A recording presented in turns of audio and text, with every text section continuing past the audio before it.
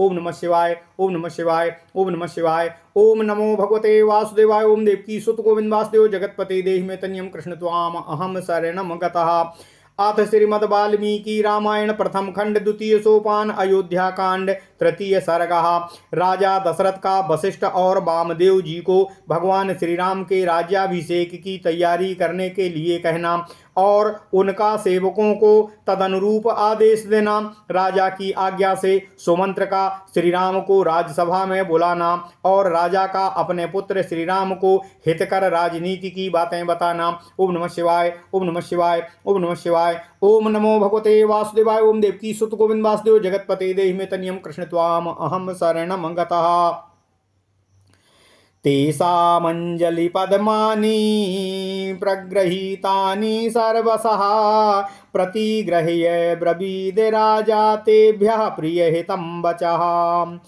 अहोस्मि परम प्रीतः प्रभावश्चातुलो मम यन्मे ज्येष्ठं प्रियं पुत्रं यौवराज्यास्थमिच्छतः इति प्रत्यर्चितान् राजा ब्राह्मणानिदं ब्रवीत वसिष्ठं वावदेवं च तेषामेवोपसृण्विताम्।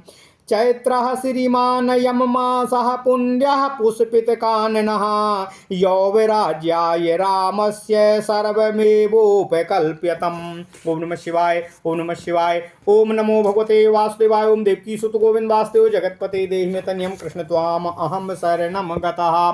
ओम नमः शिवाय, ओम नमः शिवाय। राज्ञस्तु परते वाक्ये जनघोषो महान् भूतो शनैः तस्मिन् प्रशान्ते च जनघोषे जनाधिपः। वसिष्ठं मुनिशार्दूलं राजा वचनं ब्रवीत अभिषेकाय रामस्य यत् कर्म सपरिच्छदम्।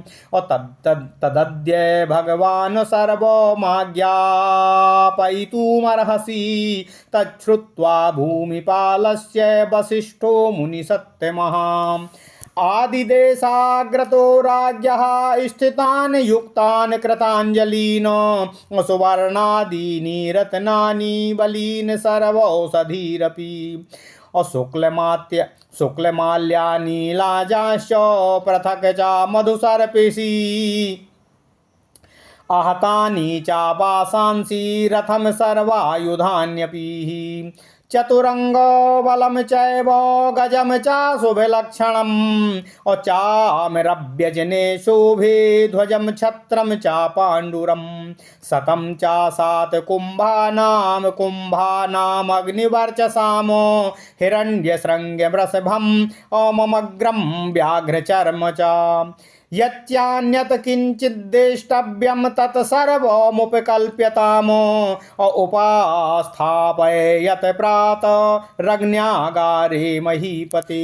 ओम नमः शिवाय, ओम नमः शिवाय, ओम नमः शिवाय। अन्तःपुरस्य द्वाराणि सर्वस्य नगरस्य च चन्दनस्राग्निभरर्च्यन्तां धूपैश्च घ्राणहारिभिः प्रशस्तमन्नं गुणवद दधीचीरोपसेचनं द्विजानां शतसाहस्रं यत् प्रकाममलं भवेत्।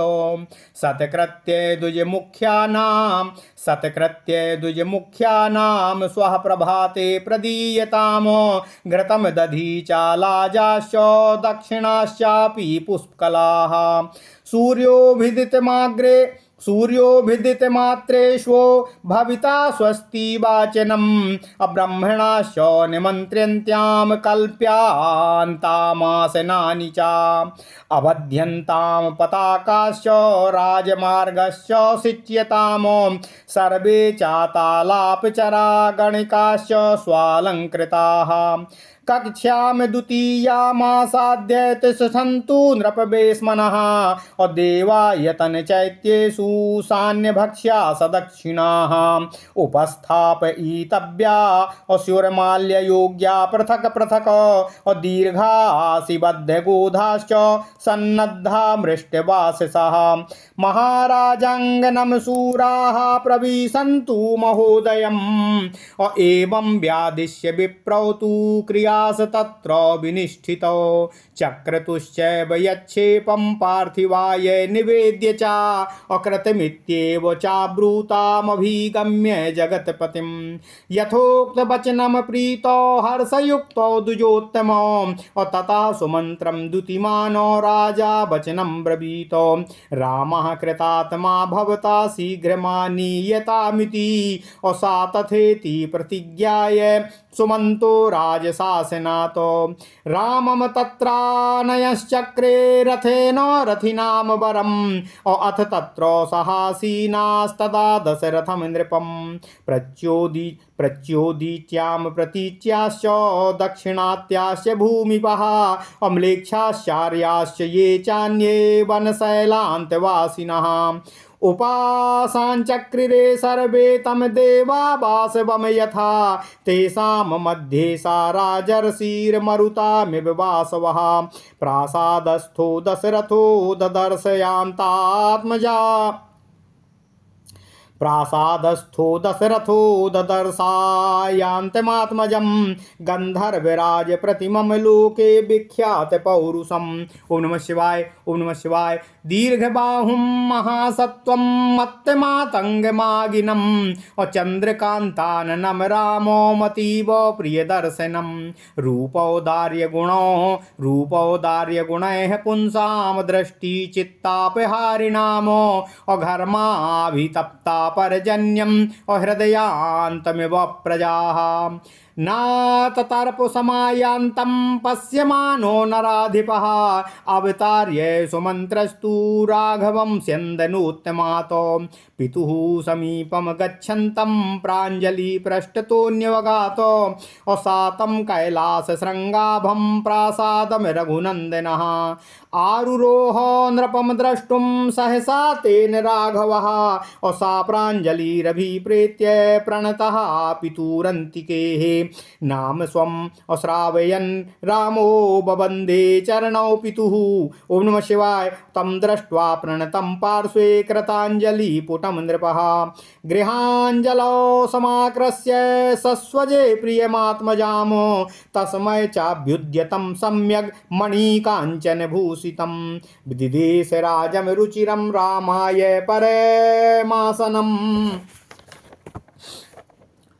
तथासनवरं प्राप्य व्यदीपयत् राघवः स्वयैव प्रभया मेरुमुदये विमलो रविः तेन विभ्राजिता तत्र सा सभापि व्यरोचयत विमलग्रहनक्षत्रा शारदी द्यौरीबेन्दुना तां पश्यमानो नपतिस्तुतोष प्रियजात्मजम् अलङ्कृतमिवात्मानमादर्श तलसंस्थितं सातं सुस्थितमाभास्य पुत्रं पुत्रवतां वरः उवाचेदं वचो राजा देवेन्द्रोमिव कश्यपः अज्येष्ठायामसि मे पत्न्या सदृश्यां सदृशः सुतः उत्पन्नस्त्वं गुणज्येष्ठो मम रामात्मजः प्रियः त्वया यतः प्रजास् चेमा अस्वागुणैरनुरञ्जिताः तस्माद् त्वं पुण्ययोगेन यौवराज्यमवाप्नुहि। ओम नमः शिवाय। कामतस्त्वं प्रकृत्यैव निर्णीतो गुणवानिति अगुणवत्यापि तु स्नेहात् पुत्र वक्ष्यामि ते हितम् अभूयो विनयमास्थाय भव नित्यं जितेन्द्रियाः कामक्रोध समुत्थानि त्यजस्व व्यसनानि च परोक्षया वर्तमानो वृत्त्या प्रत्यक्षया तथा अमात्यो प्रभृति सर्वा प्रजास् चैवानुरञ्जय अकोष्ठागारायुधागार कृत्वा सन्निचयान् बहून् इष्टानुरक्त प्रकृतिर्य पालयति मेदिनीम् तस्य नन्दन्ति मित्राणि लब्ध्वा मृतमिवापराः तस्मात् पुत्रो त्वमात्मानं नियम्यैवम्। ओम नमः शिवाय, ओम नमः शिवाय, ओम नमः शिवाय। ओम नमो भगवते वासुदेवाय। ओम देवकी सुत गोविंद वासुदेव जगतपते देहि मे तनियम कृष्ण त्वाम अहम शरणम गतः। ओम नमः शिवाय, ओम नमः शिवाय, ओम नमः शिवाय। ओम नमो भगवते वासुदेवाय। ओम देवकी सुत गोविंद वासुदेव जगतपते देहि मे तनियम कृष्ण त्वाम अहम शरणम गतः। ओम नमः शिवाय, ओम नमः शिवाय। ओम नमो भगवते वासुदेवाय। ओम देवकी सुत गोविंद वासुदेव जगतपते देहि मे तनियम कृष्ण त्वाम अहम शरणम गतः। सातं सुस्थितमाभास्य पुत्रं पुत्रवतां वरः उवाचेदं वचो राजा देवेन्द्रमिव कश्यपः। ज्येष्ठायामसि मे पत्न्याम् असदृश्यां सदृशः सुतः उत्पन्नस्त्वं गुणाज्येष्ठो मम रामात्मजः प्रियः त्वया यतः प्रजाश्च चेमा स्वगुणैरनुरञ्जिताः। तस्मात् त्वं पुण्ययोगेन यौव्यराज्यमवाप्नुहि अकामतस्त्वं प्रकृत्यैव निर्णीतो गुणवानिति अगुणवत्यापि तु स्नेहात् पुत्र वक्ष्यामि ते हितम् अभूयो विनयमास्थाय अभव नित्यं जितेन्द्रियाः।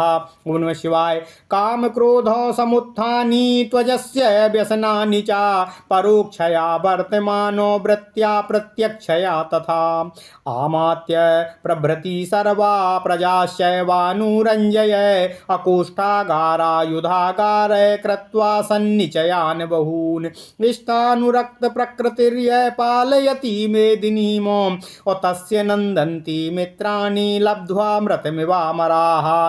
तस्मात् पुत्र त्वमात्मानं नियम्यैवं समाचर तच्छ्रुत्वा सुहृदस्तस्य रामस्य प्रियकारिणः त्वरिता शीघ्रमागत्य कौसल्यायै न्यवेदयन् असाहिरण्यं चागाश्चैव रत्नानि विविधानि च व्याधिदेशो प्रियाख्येभ्यः कौसल्या प्रमदोत्तमाः।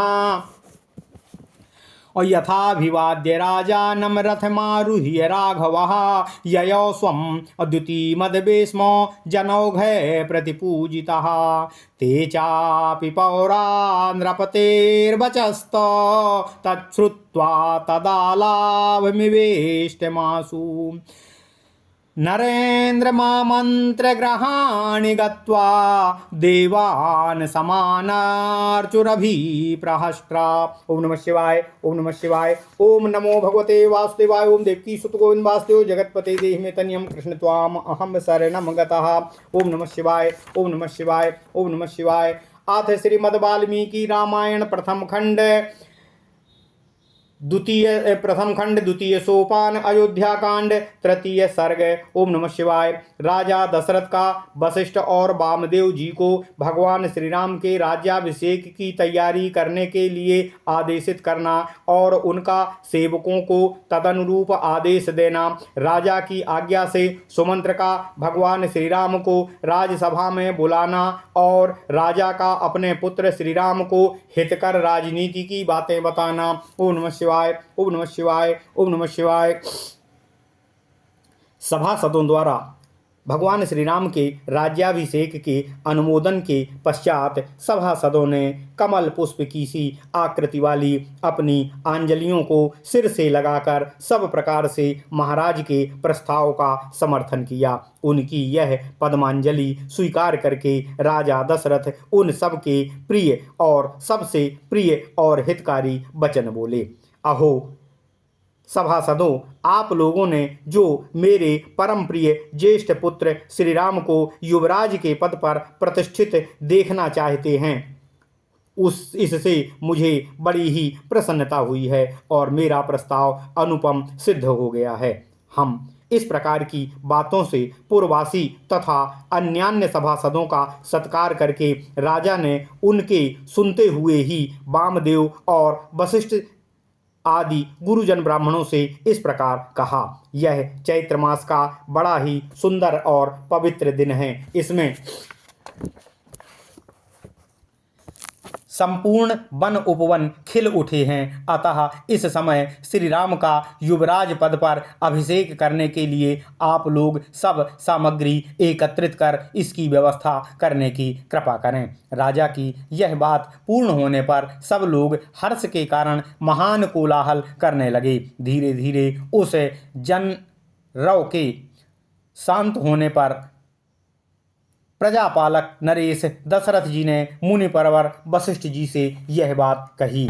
हे भगवान, हे गुरुदेव, श्री राम के अभिषेक के लिए जो भी कर्म और कृत्य आवश्यक हैं उसे सांगोपांग बताइए और आज ही उस सब की तैयारी करने के लिए सेवकों को आज्ञा प्रदान करने की कृपा कीजिए। महाराज का यह वचन सुनकर मुनिवर वशिष्ठ जी ने राजा के सामने ही हाथ जोड़कर खड़े हुए आज्ञा पालन के लिए तैयार रहने वाले सेवकों से इस प्रकार कहा। आप लोग सुवर्ण आदि रत्न, देव पूजन की सब प्रकार की सामग्री और औषधियाँ, श्वेत पुष्पों की मालाएं, खील, अलग अलग पत्रों में शहद और घी, नए वस्त्र, रथ, सब प्रकार के अस्त्र शस्त्र, चतुरंगिणी सेना, उत्तम लक्षणों से युक्त हाथी, चमड़ी गाय की पूंछ के बालों से बने हुए 2 व्यजन अर्थात चंवर, ध्वज, श्वेत छत्र, अग्नि के समान दे दीप्यमान सोने के 100 कलश, स्वर्ण से मढ़े हुए सींगों वाला 1 सांड अर्थात नंदी, समूचा व्याघ्र चर्म तथा और जो कुछ भी वांछनीय वस्तुएं हैं उन सबको एकत्र करो और प्रातःकाल महाराज जी की अग्निशाला में उन्हें उपस्थित करो। ओम नमः शिवाय। अंतःपुर तथा समस्त नगर के सभी दरवाजों को चंदन और मालाओं से सजा दो तथा वहां ऐसे धूप सुलगा दो जो अपनी सुगंध से सभी लोगों को आकर्षित कर उनका मन मुग्ध करने वाले हों। दही, दूध और घी आदि से संयुक्त अत्यंत उत्तम एवं गुणकारी अन्न तैयार कराओ जो 1 लाख ब्राह्मणों को भोजन के लिए पर्याप्त हो। कल प्रातःकाल श्रेष्ठ ब्राह्मणों का सत्कार करके उन्हें वह अन्न प्रदान करो। साथ ही घी, दही की खील और पर्याप्त दक्षिणाएं भी उनके लिए तैयार रखो। कल सूर्योदय होते ही स्वस्ति वाचन होगा, इसके लिए ब्राह्मणों को निमंत्रित करो और उनके लिए आसनों का प्रबंध करो। नगर में सब ओर पताकाएं फहराई जाएं तथा राजमार्गों पर जल छिड़काव कराया जाए। समस्त तालजीवी अर्थात संगीत निपुण पुरुष और सुंदर वेशभूषा से विभूषित वरांगनाएं अर्थात नर्तकियां राजमहल की दूसरी कक्षा अर्थात ड्योढ़ी में पहुंचकर खड़ी रहें जो जनमानस के स्वागत के लिए आवश्यक है। देव मंदिरों में तथा चैत्य वृक्षों के नीचे या चौराहों पर जो पूजनीय देवता हैं उन्हें पृथक पृथक भक्ष्य भोज्य पदार्थ एवं दक्षिणा की वस्तुएं प्रदान की जाएं। लंबी तलवार लिए तथा गोधा चर्म के बने हुए दस्ताने पहने हुए कमर कसकर तैयार रहने वाले सूरवीर योद्धा स्वच्छ वस्त्र धारण किए महाराज के महान अभ्युदयशाली आंगन में प्रवेश करें। सेवकों को इस प्रकार कार्य करने के लिए निर्देशित कर आदेशित कर दोनों ब्राह्मण वामदेव जी और वशिष्ठ पुरोहितों द्वारा संपादित होने योग्य क्रियाओं को स्वयं पूर्ण करने की तैयारी करने लगे। राजा के बताए हुए कार्यों के अतिरिक्त भी जो शेष आवश्यक कर्तव्य थे उसे भी उन दोनों ने राजा से पूछकर स्वयं ही संपन्न करने की योजना बनाई। तदनंतर महाराज के पास जाकर प्रसन्नता और हर्ष से भरे हुए वे दोनों द्विज श्रेष्ठ वामदेव जी और वशिष्ठ जी राजन से इस प्रकार बोले। हे राजन, आपने जैसा कहा था उसके अनुसार सभी कार्य संपन्न हो गया है, उसकी व्यवस्था कर दी गई है। इसके बाद तेजस्वी महाराज दशरथ ने सुमंत्र से कहा, हे सखे हे पवित्रात्मा, प्रभु श्री राम को तुम शीघ्र ही यहाँ बुला लाओ। तब जो आज्ञा कहकर सुमंत्र राम के पास गए